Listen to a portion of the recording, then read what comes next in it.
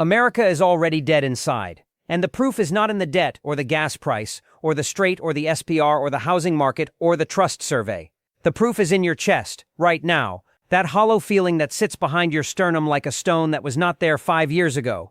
The one that does not go away when you sleep and does not arrive when you wake because it never left.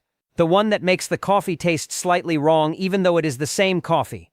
The one that makes the song you used to love sound like noise. The one that turns every plan into a performance, and every smile into an effort, and every day into a thing to be survived rather than lived. That feeling has a name, and the name is not depression, and the name is not anxiety, and the name is not burnout. The name is the death of meaning.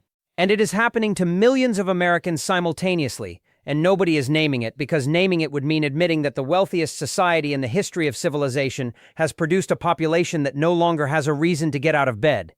And the end has begun. Psychologists and philosophers have identified what is happening to the American population, and they are calling it a meaning crisis, and the crisis is not economic or political or cultural. It is spiritual. The country has lost the ability to answer the most basic human question, and the question is, why am I here? State of the People, one of the most incisive independent analyses of American decline published in the last year, named the disease that no cable news segment will diagnose because diagnosing it does not generate advertising revenue.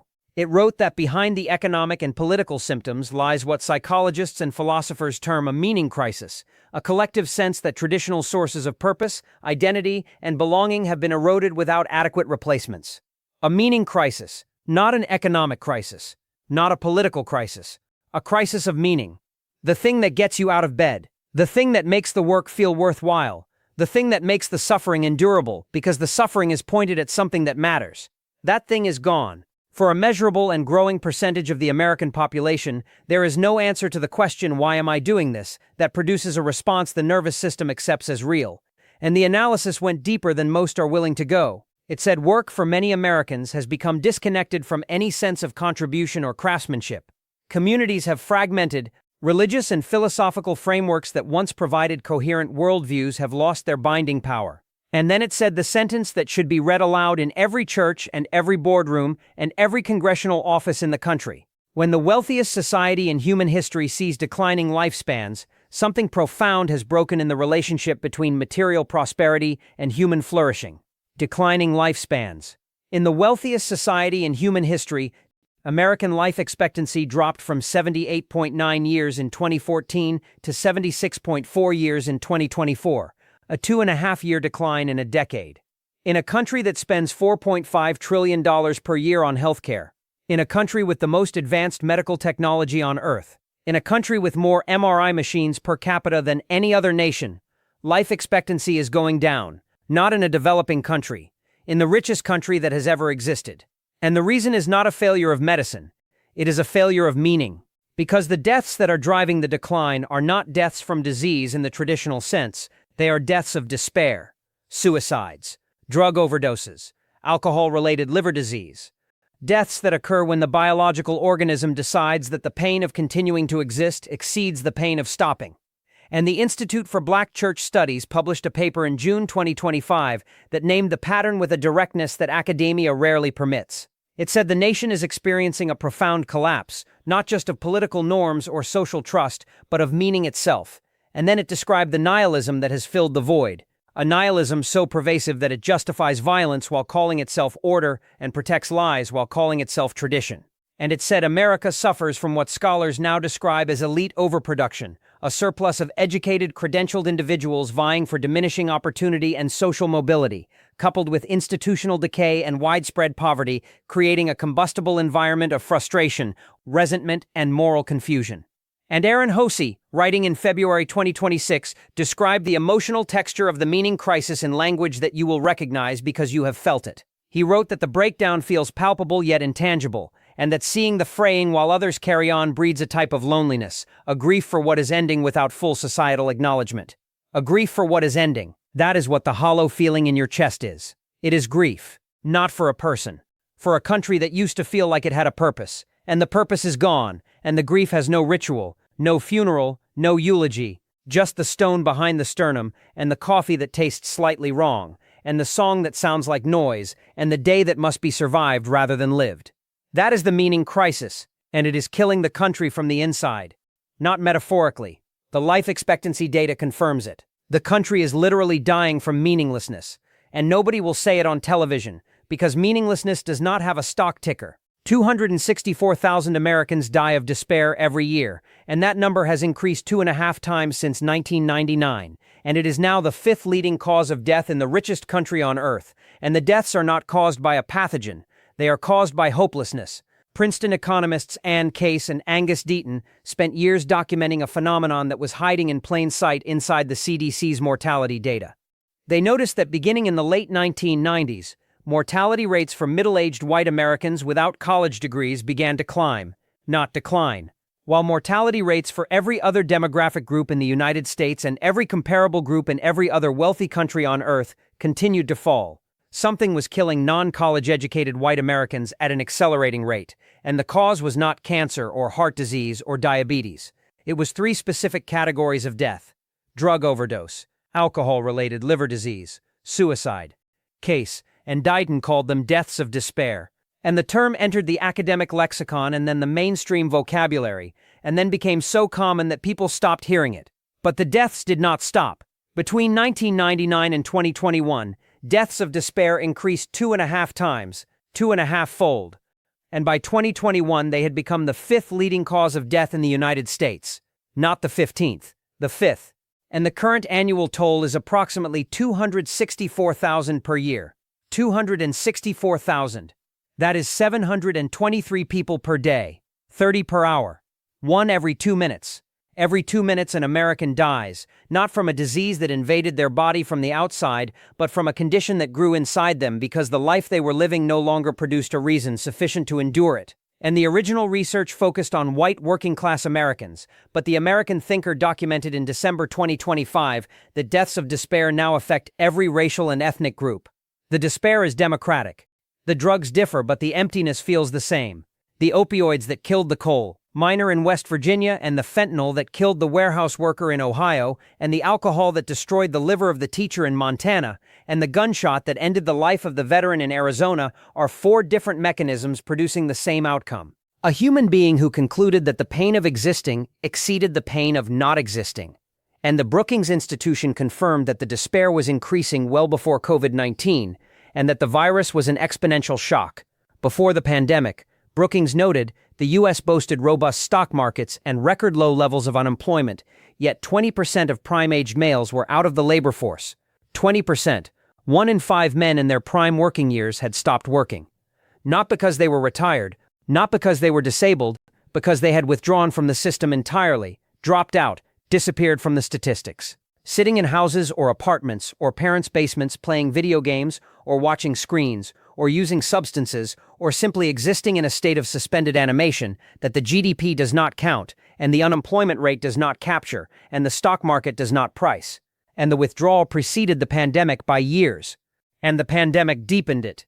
And the post-pandemic economy did not reverse it because the economy was never the cause. The cause was the meaning crisis, the absence of a reason to participate. The feeling that the work does not matter, that the contribution is not valued, that the future does not hold anything worth reaching for, that the social contract that said if you work hard and play by the rules you will have a life worth living was a lie that the previous generation believed, and this generation has measured against reality and found false. And 264,000 per year is the number who responded to that measurement with finality. But the number who arrived at the same conclusion and did not die, the number who are alive but dead inside, the number who wake up and scroll and eat and scroll and work and scroll and sleep and repeat without purpose or pleasure or direction. That number is not 264,000. That number is tens of millions. And they are the living dead of the American meaning crisis, present in body, absent in spirit, counted by the census, but not by any measure that captures whether the person being counted is actually alive in any way that the word alive was meant to describe. And the country is full of them. You see them at the grocery store. You see them in the mirror, and the emptiness they carry is not a personal failure. It is the product of a civilization that optimized for profit and forgot to optimize for purpose, and is now discovering that a population without purpose does not sustain itself.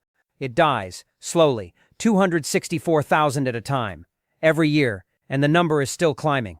The country replaced every real human connection with a digital simulation of connection, and the simulation does not work because your brain cannot distinguish between real belonging and algorithmic belonging until the screen goes dark and the loneliness returns worse than before. The American thinker published a sentence in December 2025 that functions less like commentary and more like a coroner's report on the country's social life. It said, "We have replaced the fellowship of believers with digital tribes that fuel anger and isolation. The result is a generation that feels connected online but abandoned in real life." Connected online, abandoned in real life. That is the paradox that is killing the American soul, because the human brain evolved over 200,000 years in small groups of 50 to 150 people where belonging was physical. You could touch the person, you could smell the fire they built, you could hear their breathing in the next room, and the brain's social circuitry was calibrated to that intensity of contact. Real presence, real proximity, real risk, because real belonging requires vulnerability. You must be seen as you actually are, not as the curated version you present, and accepted anyway. And the algorithm cannot provide that. The algorithm provides an audience, not a community. And an audience validates the performance, not the person. And the validation feels like belonging for approximately 45 seconds. The duration of a dopamine micro-hit from a like, a comment, a share, and then the dopamine fades and the loneliness returns. Except now, it is worse, because the contrast between the 45-second simulation and the returning void creates a withdrawal response that deepens the baseline emptiness, and the person scrolls again, searching for the next hit, the next 45 seconds, and the cycle repeats. 96 times per day, according to Asurian. 96 attempts to fill a void that cannot be filled digitally because the void is biological. The brain requires physical proximity, vocal tone, eye contact. The neurochemical cascade of oxytocin that is released when two human beings sit together in shared presence without a screen between them. And the screen prevents all of it. The screen gives you the image of a face without the face, the text of a conversation without the voice, the simulation of intimacy without the vulnerability. And the brain, which cannot distinguish between the simulation and the real thing during the 45-second hit, knows the difference the moment the hit wears off. And the difference is the void. And the void is the dead inside feeling, and 165 million Americans are carrying it. Half the adult population reporting measurable loneliness according to the Surgeon General. And the Surgeon General said the mortality impact is equivalent to smoking 15 cigarettes a day. 15 cigarettes. The country has effectively put half its population on a pack-a-day habit of loneliness and then handed them a phone and said, "Here is your cigarette, scroll." And the scrolling does not help. The studies confirm it. Increased social media usage correlates with increased loneliness, increased depression, and increased anxiety. Not decreased, increased. The thing that was supposed to connect you is the thing that is isolating you, and the isolation is not accidental. It is the business model. Because an isolated person scrolls more than a connected person.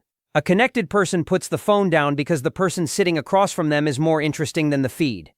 An isolated person has no one sitting across from them, and so they scroll. And the scrolling generates impressions, and the impressions generate ad revenue, and the ad revenue funds the quarterly earnings that the CEO reports to Wall Street, and Wall Street rewards the stock price, and the stock price rewards the CEO, and the CEO optimizes for more scrolling, which requires more isolation, which produces more loneliness, which produces more deaths at the rate of 15 cigarettes per day. And the country is dead inside because the thing that was supposed to keep it alive, human connection, was replaced by a product that simulates connection while destroying the capacity for it. And the product is in your pocket right now, and you will pick it up within the next 6 minutes. And the 45 seconds will feel like enough, and then it will not. The country tore down God and community and purpose and replaced them with Amazon Prime and Netflix and Uber Eats and Pornhub, and the replacements did not work. And the proof that they did not work is that life expectancy went down while convenience went up. Oswald Spengler, the German historian who wrote The Decline of the West in 1926, studied multiple civilizations that collapsed and identified 3 forms of nihilism that appear in every one of them during the final stages. The first is the person who shatters the ideals. The second is the person who watches them crumble.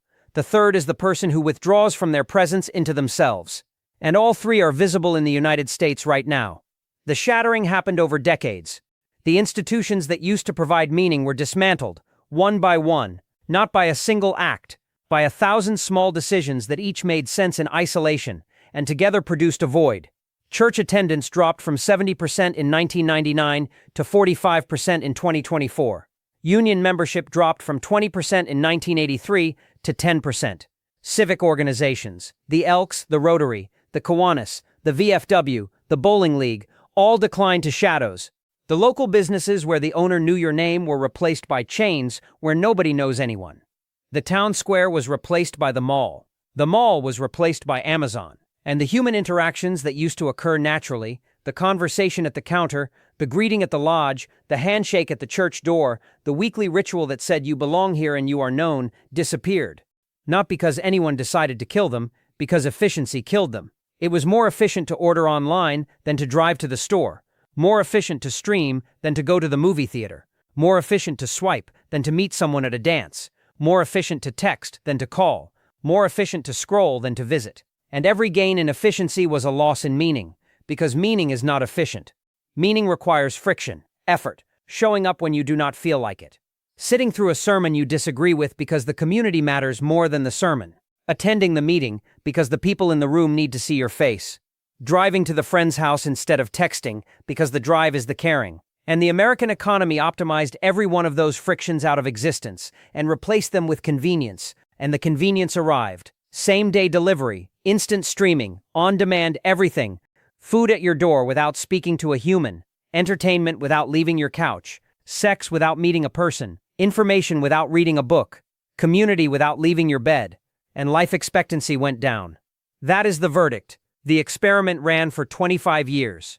The hypothesis was that technology and convenience would improve human life.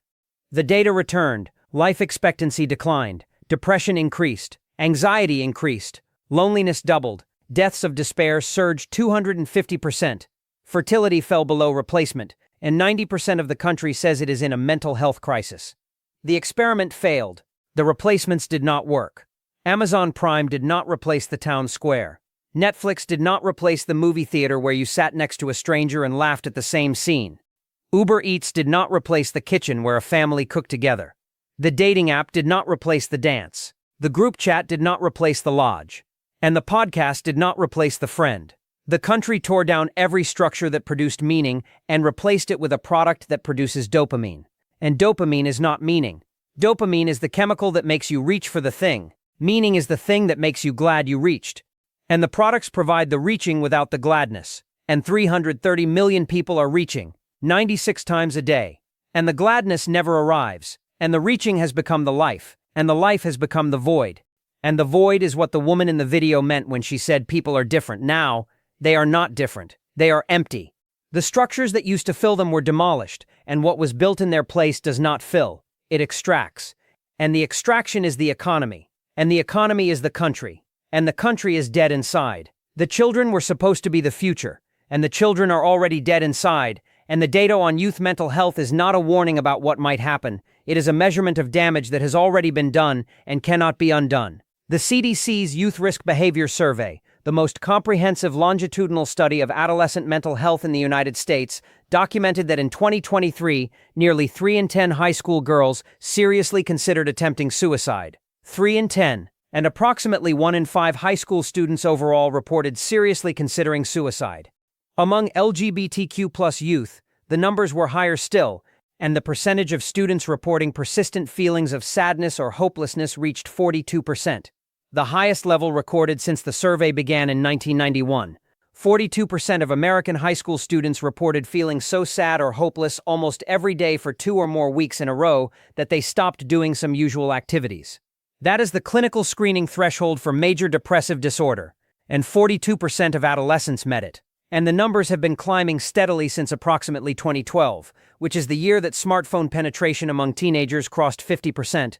That correlation has been documented by Jean Twenge, Jonathan Haidt, and multiple independent researchers who have shown that the inflection point in youth mental health coincides almost exactly with the adoption of social media platforms that were designed for adults and deployed to children without testing, without guardrails, and without any understanding of what constant exposure to algorithmic social comparison would do to a developing brain. And what it did was catastrophic. Instagram's own internal research, leaked by whistleblower Frances Haugen, documented that the platform makes body image issues worse for 1 in 3 teen girls. Instagram's own data, its own researchers, telling its own executives that the product is damaging children. and the executives continued to deploy it, and screen time for children aged 8 to 12 averages nearly 6 hours per day. And for teenagers aged 13 to 18, it averages nearly 9 hours per day. 9 hours, more time than they spend in school. More time than they spend sleeping. More time than they spend with their parents, their friends, their teachers, and their own thoughts combined. The screen is not a part of their life, it is their life. And the life it provides is a curated exhibition of other people's performances that produces a constant low-grade sense of inadequacy that no amount of likes or followers can resolve because the inadequacy is structural. The algorithm shows you the highlight reel of everyone else's life and compares it to the behind-the-scenes of yours. And the comparison produces shame. And the shame produces withdrawal. And the withdrawal produces loneliness. And the loneliness produces the 42%. And the 42% are the future of the country. The workforce, the parents, the voters, the community members, the people who were supposed to inherit the system and carry it forward. And they are arriving at adulthood pre-damaged, not damaged by the economy, not damaged by the war, not damaged by the political system, damaged by the phone that was placed in their hands at age 11 by parents who did not understand what the device would do because no one understood, because the companies that built the device suppressed the research that told them what it would do. And the damage is neurological. The prefrontal cortex, which does not fully develop until age 25, is the brain region responsible for impulse control, emotional regulation, long-term planning, and the capacity to defer gratification. And chronic exposure to dopamine-exploiting social media platforms during the developmental window when the prefrontal cortex is forming has been shown to alter the structure and function of that region in ways that persist into adulthood. The damage is not temporary, it is architectural. The brain that was supposed to develop the capacity for sustained attention, deep relationships, and meaningful work was instead trained by an algorithm to seek 45-second validation loops. And that brain is now entering the workforce, entering relationships, entering parenthood, carrying a nervous system that was shaped not by human interaction but by a feed. And the country that was supposed to be built by that brain is the country that will not be built, because the builders arrived pre-broken. And nobody is going to unbreak them because the companies that broke them are still operating, still advertising, still deploying, still optimizing. And the optimization is producing the next generation of 42%, and the generation after that, and the one after that. The damage is generational now, and it is compounding. The country is not dead inside by accident. It is dead inside by design. 4 industries spent billions engineering a population that cannot feel pleasure at normal intensity because a numb population consumes more, complains less, and never organizes against the system that numbed it. The American thinker published the observation that should be tattooed on the wall of every regulatory agency in the country. It wrote, "We now normalize numbing ourselves, whether through substances, binge-watching, or social media outrage, yet these are not cures, they are counterfeit community." Counterfeit community. A product that looks like the thing you need but delivers the opposite of what the thing was supposed to do. Like a counterfeit bill that looks like money but has no value. The scrolling looks like connection but produces isolation. The binge-watching looks like rest but produces depletion. The processed food looks like nourishment but produces obesity and diabetes. The opioid looks like relief but produces dependence and death. And the gambling app looks like excitement but produces financial destruction and dopamine burnout. And these are not 5 separate industries accidentally producing the same outcome. They are 5 arms of a single extraction system that requires a numb population to function. Because a numb population is the most profitable population that has ever existed. A person who cannot feel pleasure at normal intensity is a person who will pay for artificial pleasure. Every time, without limit. The person whose dopamine receptors have been downregulated by years of exposure to engineered superstimuli will spend $8 on an ultra-processed meal that provides 3 seconds of bliss point satisfaction because their nervous system can no longer be satisfied by the rice and vegetables that cost $2 and would provide superior nutrition. They will spend $15.99 per month on a streaming service and $6.99 on a second one and $12.99 on a third. Because the entertainment that used to satisfy them, a book, a conversation, a walk, no longer registers above their artificially lowered dopamine baseline. They will spend $200 per month on a phone plan that delivers the device that provides the 96 daily dopamine hits that prevent the withdrawal symptoms that the device itself created. They will spend $50 per week on sports bets, because the variable ratio reinforcement schedule of the gambling app produces the only dopamine spike still strong enough to penetrate the numbed reward system. And they will spend $500 per month on prescription medications to manage the anxiety, the depression, the insomnia, the obesity, the diabetes, and the chronic pain that were caused by the consumption of the products listed above. And the total monthly extraction from a single numb American consumer is $1,500 to $3,000 in products and services that exist solely to manage the consequences of other products and services that created the need for management. The numbness is the business model. The dead inside feeling is the customer acquisition strategy. Because a person who feels alive does not need the products, a person who has a meaningful job and a close community, and a functioning dopamine system, and a purpose that gets them out of bed, does not scroll for 2 hours and 31 minutes per day, does not order Uber Eats 5 nights a week, does not binge 8 episodes in a sitting, does not bet $50 on a game they are not watching, does not need the antidepressant or the sleep aid or the anxiety medication. The person who feels alive is a terrible customer, and the American economy cannot afford 330 million terrible customers. It needs you numb, it needs you empty, it needs you dead inside. Because dead inside people spend money trying to feel alive, and alive people already feel alive and spend their money on things the extraction economy cannot monetize. A sunset, a conversation, a meal cooked from scratch, a walk with no destination, a night of sleep that does not require melatonin.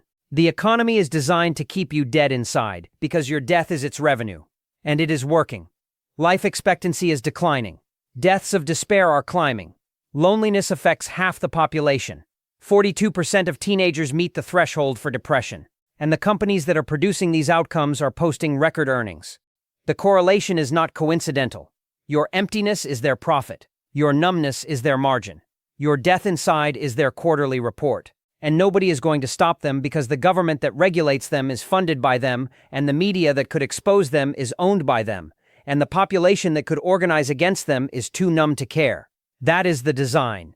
And the design is working perfectly. The country cannot heal because healing requires the capacity to feel, and the capacity to feel is the exact thing that was destroyed, and a patient who cannot feel their own wound does not seek treatment because they do not know they are bleeding.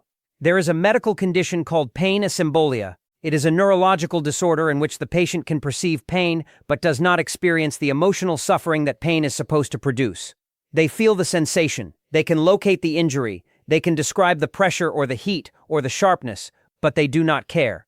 The brain has disconnected the sensory signal from the emotional response, and the result is a patient who can watch themselves bleed and feel nothing about it. And the country is in a state of cultural pain asymbolia. It can perceive the damage, the numbers are available. The life expectancy decline is documented. The 264,000 deaths of despair are counted. The 165 million lonely are surveyed. The 42% of adolescents meeting the depression threshold are measured. The data is available to every policymaker, every researcher, every journalist, and every citizen with an internet connection. The country can see the wound. It knows where the bleeding is. It can describe the damage with clinical precision, and it does not care. Not because the people inside the country are heartless, because the capacity to care, the emotional infrastructure that converts the perception of a problem into the motivation to fix it, has been destroyed by the same forces that created the problem. The dopamine hijacking that numbed the reward system also numbed the empathy system, because both run on the same neurological circuitry. The person whose prefrontal cortex has been suppressed by chronic cortisol cannot feel pleasure and cannot feel compassion at normal intensity. The person who scrolls past a headline about 264,000 deaths of despair and feels nothing is not a bad person. They are a damaged person. Their capacity to be moved by information has been eroded by the sustained overload of information that the algorithm delivers at a pace the human brain was never designed to process. And the overload does not produce awareness, it produces numbness. And the numbness is not selective. It does not numb you to the bad while leaving your capacity to feel the good intact. It numbs everything: the joy, the sorrow, the outrage, the compassion, the motivation, the purpose, all of it, flattened to the same gray baseline that the man in the original video described when he said, "I am not depressed, I just do not find joy in anything anymore." Not depressed, just empty. And an empty population cannot heal itself, because healing requires energy. Healing requires the emotional fuel to say this is wrong and I will not accept it. And the emotional fuel has been consumed by the extraction economy that needs you too numb to resist. And the therapist cannot fix it because the therapist is treating individual patients for a condition that is structural. You cannot therapize your way out of a civilization-level meaning crisis, the way you cannot medicate your way out of a poisoned water supply. The treatment addresses the symptom in the individual, while the cause continues to operate at scale, and the 50% who cut back on therapy because of rising costs are not losing access to a cure, they are losing access to a bandage, and the wound beneath the bandage is not psychological, it is civilizational. And civilizational wounds do not heal in a therapy session. They heal through structural transformation, or they do not heal at all. And structural transformation requires a population that can feel the wound intensely enough to demand the transformation. And the population cannot feel it, because the capacity to feel was the first thing the system destroyed. And the system destroyed it because a population that can feel is a population that can be moved. And a population that can be moved is dangerous to the system. And so the system numbed the population. And the numbed population cannot demand the transformation that would unnumb it. And the loop closes. And the loop is the death, not of the body, of the inside, of the part that was supposed to care enough to fight. That part is gone. And without it, the country sits in its own wound, watching itself bleed, feeling nothing. Every civilization that died inside died outside within one generation, because the internal death is not a separate crisis from the external collapse. It is the first stage of it. The soul dies, and then the structure follows, every time. The historian Arnold Toynbee spent his career studying the rise and fall of 26 civilizations, and his conclusion, distilled across 12 volumes of research, was that civilizations do not die from external invasion. They die from internal loss of what he called creative response, the civilization's ability to respond to challenges with innovation, adaptation, and collective will. And when the creative response fails, when the population stops inventing solutions and starts simply enduring the problems, the civilization enters what Toynbee called a time of troubles, followed by a universal state that mimics the forms of the previous greatness while possessing none of its substance. A shell. The buildings still stand, the flags still wave, the speeches still reference the founding principles, but the interior is hollow, the creative energy is gone. The will to solve has been replaced by the will to survive, and survival without purpose is not civilization. It is existence, often optimal. And existence without purpose is what the United States has become for a measurable and growing portion of its population. And Spengler confirmed the pattern from a different analytical framework. He studied multiple collapsing civilizations and found that the nihilism that characterized their final stages took three forms that appeared in sequence. First, the ideals were shattered, then the population watched them crumble. Then the population withdrew into itself. And the withdrawal is the terminal phase, because withdrawal is the cessation of participation. And a civilization that has ceased to participate in its own continuation does not need to be conquered, it simply stops. The way a heart stops, not because something struck it from the outside, because the electrical impulse that kept it beating lost the signal. And the signal in a civilization is the shared belief that the civilization is worth sustaining. And 70% of Americans say the American dream is dead. And 63% say the economy is bad. And 55% say their finances are worsening. And 90% say it is a mental health crisis, and only 21% believe the next generation will be better off. And the fertility rate is below replacement, and 88 million did not vote, and 180,000 left the country, and 30,000 are in the renunciation queue. Those numbers are not economic indicators. They are vital signs. And the vital signs say the signal is fading. The shared belief that the country is worth sustaining is being measured at percentages that previous civilizations exhibited in their final decades. And the external symptoms, the $39 trillion debt, the closed strait, the crumbling infrastructure, the failed wars, the declining dollar, the departing allies, are not separate from the internal death. They are produced by the internal death, because a population that is dead inside does not maintain its infrastructure, does not invest in its education, does not serve in its military, does not fund its institutions, does not trust its government, does not form families, does not build communities, does not plan for a future it does not believe in. The external collapse is the physical manifestation of the spiritual death. The soul dies first, and the body follows. Rome's internal nihilism preceded the barbarian invasions by centuries. The population had stopped believing in Rome long before the Visigoths arrived. The Soviets had stopped believing in the system long before the Berlin Wall fell. The British had stopped believing in the empire long before the colonies gained independence. And the Americans have stopped believing. The data says it, the surveys confirm it. The behavior proves it, and the structure will follow. Not because someone pushed it from the outside, because the people inside it stopped holding it up, and a structure that nobody holds up does not need an enemy to fall. Gravity is sufficient. The people who were supposed to save you are dead inside too. The doctors are burned out. The therapists cannot afford therapy. The teachers have quit. The pastors are leaving. The parents are scrolling. And the person you were counting on to pull you out of the void is sitting in their own void waiting for someone to pull them out. The Modern Health 2026 report documented that 40% of senior managers received a new mental health diagnosis in the past 12 months. Your manager, the person who assigns your work and approves your time off and sits across from you in the performance review. 40% of them are clinically diagnosed with a condition that impairs their capacity to function. And you are reporting to them, and they are managing you from inside their own crisis. And the healthcare system that is supposed to treat the population is itself sick. Physician burnout rates have exceeded 60% in multiple specialties, according to the American Medical Association's 2024 data. Your doctor, the person you trust to diagnose your illness and prescribe your treatment, more than half of them are burned out.